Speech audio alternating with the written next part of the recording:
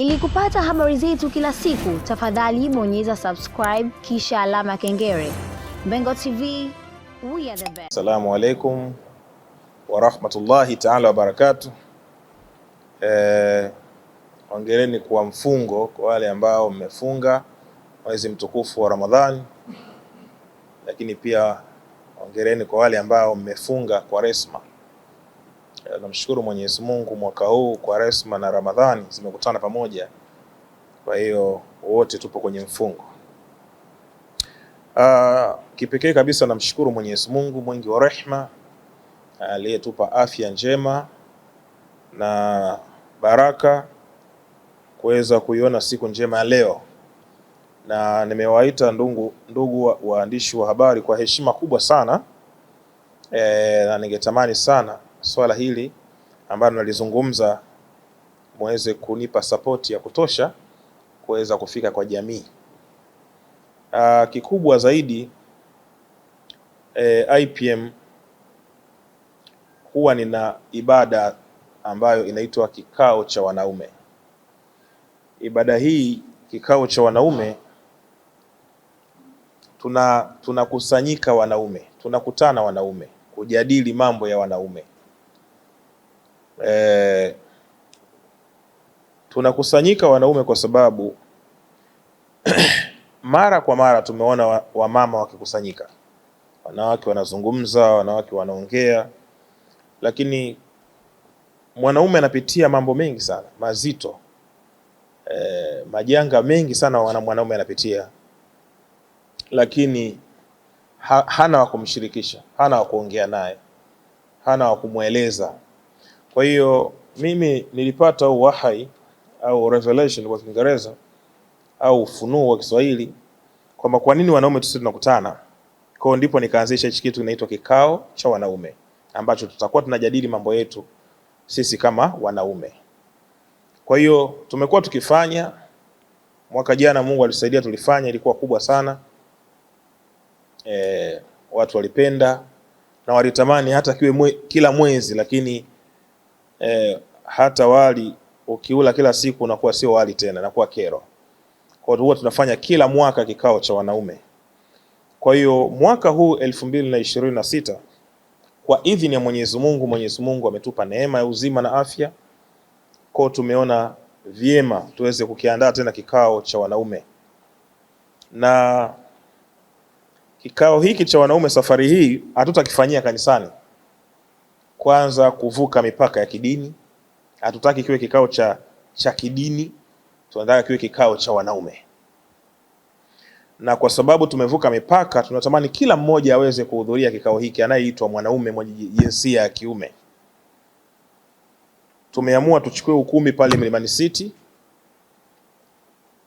Kwa hiyo tutakuwepo pale Mlimani City mwaka huu 2026, muda kuanzia saa 4 asubuhi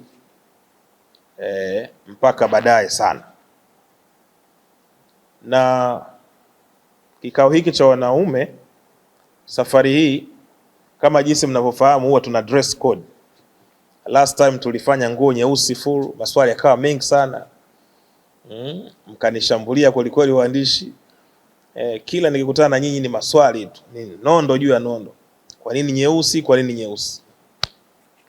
Kwa hiyo safari hii hatutavaa nyeusi full. Safari hii tutavaa suti nyeusi, shati jeupe, tai nyekundu, kiatu cheusi, soksi nyeusi. Kwa hiyo ndo dressing code yetu ambayo tutakuwa nayo kwenye kikao cha wanaume. Na niliporusha tangazo kwenye ukurasa wangu wa Instagram, wako watu walikuja kunitania pale mimi sina suti na kadhalika. Nikawaambia koti Ilala shilingi 5,000. Na nazungumza hivi kwa sababu ya experience nilionayo mimi. Zamani nilikuwa naenda Ilala kabla sijawa kidogo, Mwenyezi Mungu hajanipa riziki. Nilikuwa nanunua koti pale 5,000, suruali 3,000, shati buku. Na nilikuwa naenda kuinyosha na pasi ya mkaa. So hizi za kizungu, pasi ya mkaa, kandamiza hivi. Nikiweka mwilini pale, kila mmoja najua nimevaa suti ya milioni, kumbe ni suti ya shilingi 5,000 7,000. Kwa hiyo vijana wa Kitanzania, msio na wasiwasi juu ya suti. Kachukue koti hata la babu yako litie mwilini, njoo kwenye kikao cha wanaume. Yani kusiwe na excuse. Na nafanya hivi kunyoosha watu.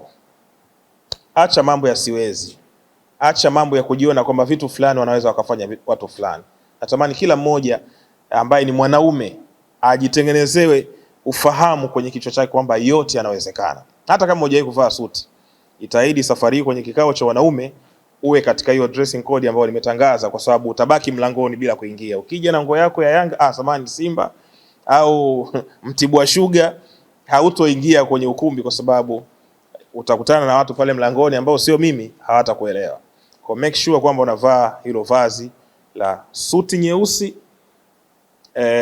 shati jeupe, tai nyekundu, kiatu cheusi, unakuwa smart na itapendeza sana. Kwa hiyo tumeweka pia na kiingilio shilingi 50,000 kwa ajili ya kuweza kusupport kazi kubwa ambayo tunaifanya, maandalizi ya shughuli yenyewe, vipeperushi, matangazo, mpaka kwenye tumechukua mpaka mwendo kasi, social media, kupromote katika platform mbalimbali, magari, kutoa posters, magari yale ya kutembea barabarani, majukwaa, stage, muziki na gharama. Vitu ni vingi sana ambavyo vinahitaji fedha, lakini pia kutakuwa na chakula. Tuwezi kuwaweka watu afu tusiwape chakula. Kwa kutakuwa na chakula kizuri kabisa,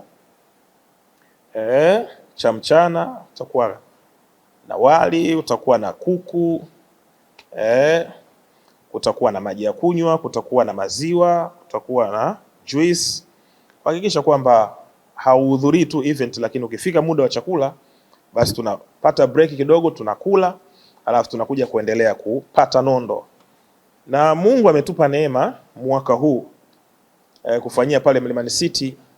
Sababu kuu hapa tulipo ni Embassy of God for Nations, lakini tulifanya mwaka jana hapa walikuja wanaume zaidi ya 1,400. Sasa hili jengo letu aliingia wanaume zaidi ya 1,400.